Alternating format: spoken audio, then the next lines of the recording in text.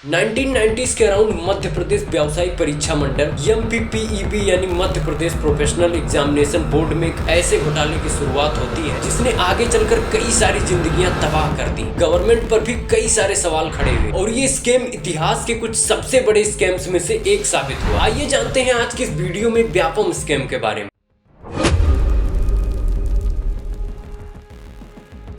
इस पूरे स्कैम की शुरुआत 1990s के अराउंड में होती है जब MPPEB को मध्य प्रदेश के गवर्नमेंट एग्जाम्स कंडक्ट कराने के लिए चुना गया था। इसमें 13 अलग अलग परीक्षाएं थी, जैसे मेडिकल, पुलिस, टीचर्स और अलग अलग परीक्षाएं शामिल थी। अब इस पूरे स्कैम में हो क्या रहा था, आइए इसे डिटेल में समझते हैं।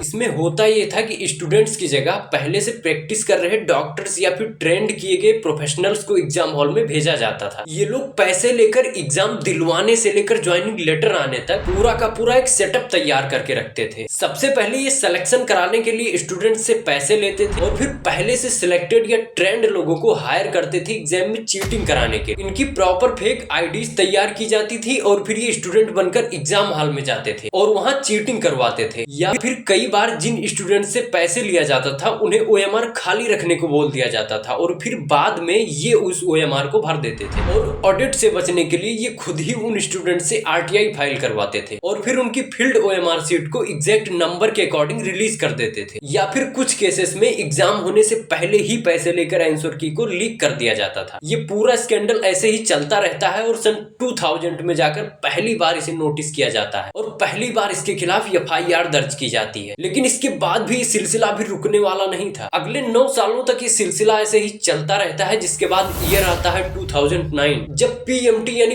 प्री मेडिकल टेस्ट एग्जाम से अचानक कई सारी कंप्लेंट्स आने लगती हैं और उस वक्त मध्य प्रदेश के चीफ मिनिस्टर शिवराज सिंह चौहान इस पूरे ब्लंडर की इन्वेस्टिगेशन के लिए एक समिति का गठन करते हैं। उसी समय इंदौर के एक एक्टिविस्ट डॉक्टर आनंद राय इस पूरे स्कैंडल की जांच की मांग करते हुए PIL दायर कर देते हैं और अब यहाँ से कुछ ऐसी चीजें निकलनी शुरू होती हैं जिससे चीफ मिनिस्टर शिवराज सिंह चौहान की मुश्किलें बढ़नी शुरू हो जाती हैं। सन 2011 में समिति अपनी रिपोर्ट जारी करती है जिसमें पता चलता है कि टोटल 114 कैंडिडेट्स ने इस PMT के एग्जाम में इंपर्सोनेशन किया था और इसमें ज्यादातर लोग अपर रिच क्लास की फैमिली से निकलते हैं जिन्होंने 10 से 40 लाख रुपए तक की घूस दी थी। इसके बाद 100 से ज्यादा लोगों को अरेस्ट किया जाता है, लेकिन ये तो अभी शुरुआत थी। इस पूरे स्कैंडल का खूनी खेल तो अभी बाकी था। 7 जुलाई 2013 को PMT की एग्जाम होनी थी, लेकिन इस एग्जाम से पहले पुलिस को टिप मिलती है कि इस एग्जाम में कुछ बहुत बड़ा होने वाला है, जिसके बाद इस एग्जाम के एक दिन पहले यानी 6 जुलाई को इंदौर पुलिस करीब 20 लोगों को गिरफ्तार करती है जो कि दूसरे स्टेट से इस एग्जाम में शामिल होने आए थे और इनसे इन्वेस्टिगेशन के बाद इस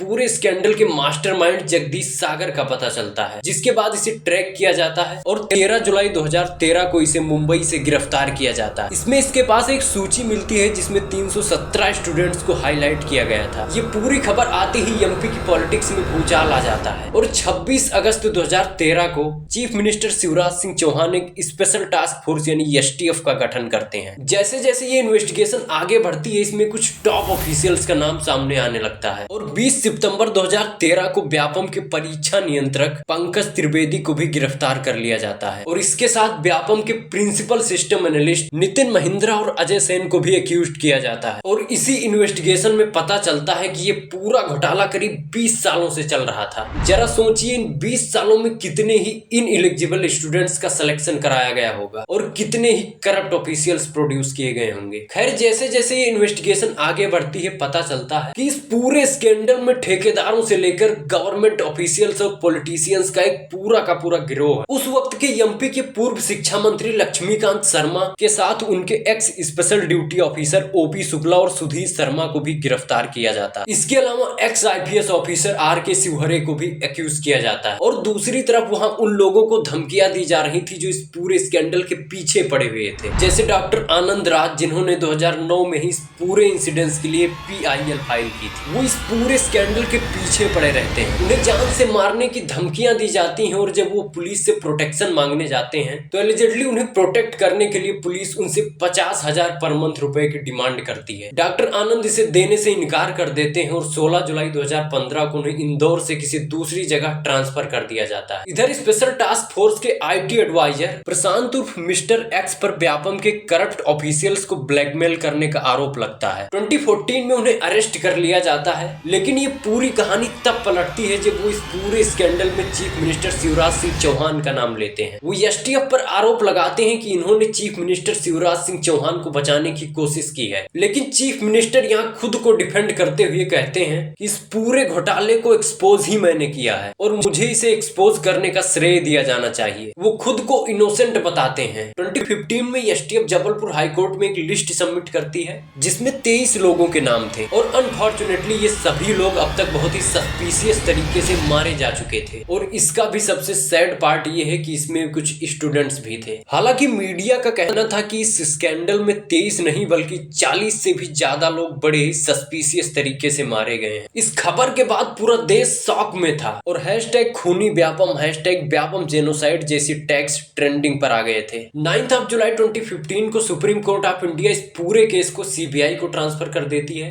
जिसके बाद एक लंबी इन्वेस्टिगेशन के बाद 13 फरवरी 2017 को सुप्रीम कोर्ट एक ऐतिहासिक फैसला सुनाते हुए 634 डॉक्टर्स की डिग्रियां रद्द कर देती है। इस पूरे स्कैंडल की इतनी चर्चा होती है कि 2015 में ये विकिपीडिया पर पूरी दुनिया में 19वां सबसे ज्यादा देखा जाने वाला आर्टिकल बन जाता है। खैर, इस पूरे स्कैंडल को लेकर आपकी क्या राय है नीचे कमेंट बॉक्स में जरूर बताइएगा। मिलते हैं अगले वीडियो में।